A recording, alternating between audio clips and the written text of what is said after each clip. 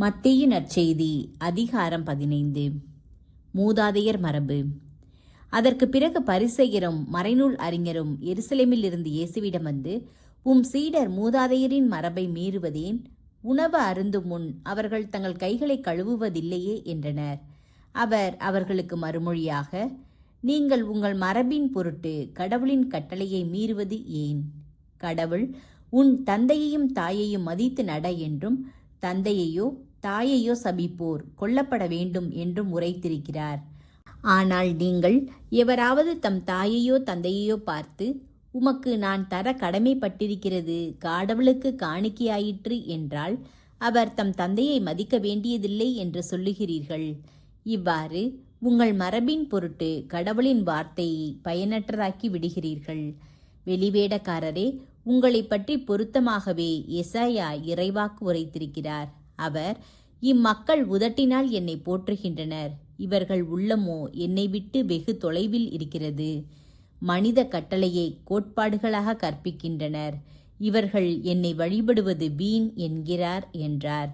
மேலும் இயேசு மக்கள் கூட்டத்தை தம்மிடம் வரவழைத்து அவர்களை நோக்கி, நான் சொல்வதை கேட்டு புரிந்து கொள்ளுங்கள். வாய்க்குள் செல்வது மனிதரை தீட்டுப்படுத்தாது, மாறாக வாயிலிருந்து வெளிவருவதே மனிதரை தீட்டுப்படுத்தும் என்றார். பின்பு சீடர் அவரை அணுகி, பரிசேயர் உம் வார்த்தையை கேட்டு மனவேதனை அடைந்தனர் என்பது உமக்கு தெரியுமா என்றனர். இயேசு மறுமொழியாக, என் விண்ணகத் தந்தை நடாத எந்த நாற்றும் வேரோடு பிடுங்கப்படும். அவர்களை விட்டுவிடுங்கள், அவர்கள் குருட்டு வழிகாட்டிகள். பார்வையற்ற ஒருவர் பார்வையற்ற வேறொருவரை வழிநடத்தினால் இருவரும் குழியில் விழுவர் என்றார். அதற்கு பேதுரு அவரை நோக்கி, நீர் சொன்ன உவமையை எங்களுக்கு விளக்கும் என்று கேட்டார். இயேசு அவரிடம், உங்களுக்கு இன்னுமா புரியவில்லை?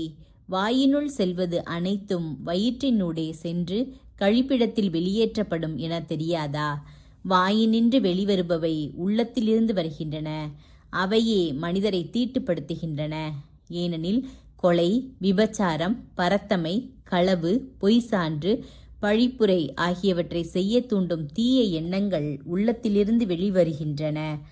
இவையே மனிதரை தீட்டுப்படுத்துகின்றன. கை கழுவாமல் உண்ணுவது மனிதரை தீட்டுப்படுத்தாது என்றார். கானானிய பெண்ணின் நம்பிக்கை. இயேசு அங்கிருந்து புறப்பட்டு தீர், சீதோன் ஆகிய பகுதிகளை நோக்கி சென்றார். அவற்றின் எல்லை பகுதியில் வாழ்ந்து வந்த கானானிய பெண் ஒருவர் அவரிடம் வந்து, ஐயா, தாவீதின் மகனே, எனக்கு இரங்கும், என் மகள் பேய் பிடித்து கொடுமைக்குள்ளாகி இருக்கிறாள் என்று கதறினார். ஆனால் இயேசு அவரிடம் ஒரு வார்த்தை கூட மறுமொழியாக சொல்லவில்லை. சீடர்கள் அவரை அணுகி, நமக்கு பின்னால் கத்திக்கொண்டு வருகிறாரே, இவரை அனுப்பிவிடும் என்று வேண்டினர். அவரோ மறுமொழியாக, இஸ்ரேல் குலத்தாருள் காணாமற் போன ஆடுகளாய் இருப்போரிடமே நான் அனுப்பப்பட்டேன் என்றார். ஆனால் அப்பெண் அவர் முன் வந்து பணிந்து, ஐயா, எனக்கு உதவியருளும் என்றார். அவர் மறுமொழியாக, பிள்ளைகளுக்குரிய உணவை எடுத்து நாய்க்குட்டிகளுக்கு போடுவது முறையல்ல என்றார். உடனே அப்பெண், ஆம் ஐயா, ஆனாலும் தங்கள் உரிமையாளரின் மேசையிலிருந்து விழும் சிறு துண்டுகளை நாய்க்குட்டிகள் தின்னுமே என்றார். இயேசு மறுமொழியாக, அம்மா, உமது நம்பிக்கை பெரிது, நீர் விரும்பியவாறே உமக்கு நிகழட்டும் என்று அவரிடம் கூறினார். அந்நேரம் அவர் மகளின் பிணி நீங்கியது. இயேசு பலவகை நோயாளர்களை குணமாக்குதல்.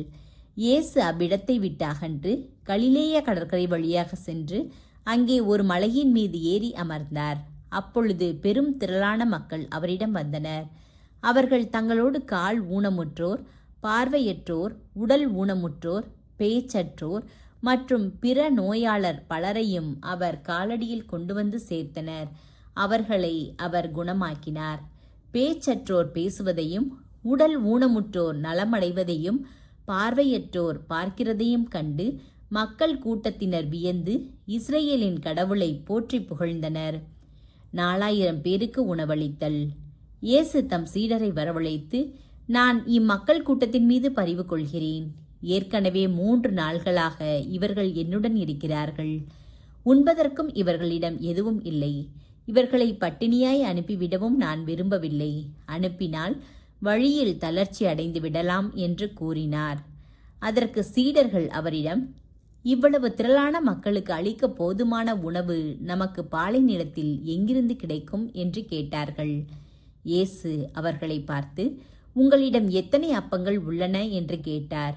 அவர்கள் 7 அப்பங்கள் உள்ளன, சில மீன்களும் இருக்கின்றன என்றார்கள். தரையில் அமருமாறு மக்களுக்கு அவர் கட்டளையிட்டார். பின்பு அந்த 7 அப்பங்களையும் மீன்களையும் எடுத்து கடவுளுக்கு நன்றி செலுத்தி பிட்டு சீடர்களிடம் கொடுக்க அவர்களும் மக்களுக்கு கொடுத்தார்கள். அனைவரும் வயிறார உண்டனர். மீதியாயிருந்த துண்டுகளை 7 கூடைகள் நிறைய எடுத்தனர். பெண்களும் சிறு பிள்ளைகளும் நீங்களாக 4000 ஆண்கள் உண்டனர். பின்பு அவர் மக்கள் கூட்டத்தினரை அனுப்பிவிட்டு படகேறி மகத நாட்டு எல்லைக்குள் சென்றார்.